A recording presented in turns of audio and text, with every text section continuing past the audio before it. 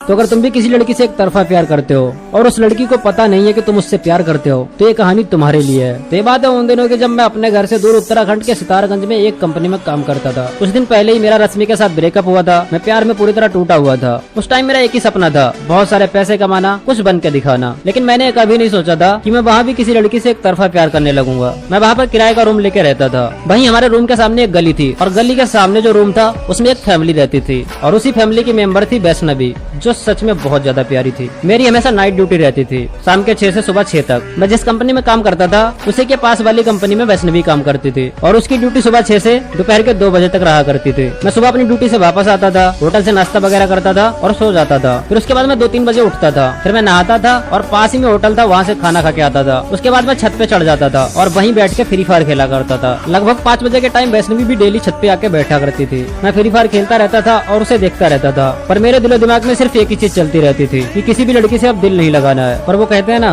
दिल बहुत कमीनी चीज है, साला जो करना नहीं चाहोगे वही करता है। वैष्णवी को देखने के लिए मेरे पास सिर्फ आधा घंटा हुआ करता था, क्योंकि 5:30 बजे मैं अपने रूम से निकल जाता था अपनी जॉब के लिए। एक दिन मैं छत पे खड़ा था और वैष्णवी भी उसी टाइम छत पे आई। तब उसने मेरे से पूछा, तुम अकेले रहते हो क्या? मैंने कहा हाँ, मैं अकेले ही रहता हूँ यहाँ पे। फिर उसने पूछा, कहाँ से आए हो तुम? तो मैंने उसे अपना एड्रेस बताया। इसी तरह हम लोग 10 मिनट तक लगभग बात करते रहे। उसके बात करने का स्टाइल और उसकी आवाज मेरे दिल को छू गई और फिर मैंने वही किया जो मैं करना नहीं चाहता था।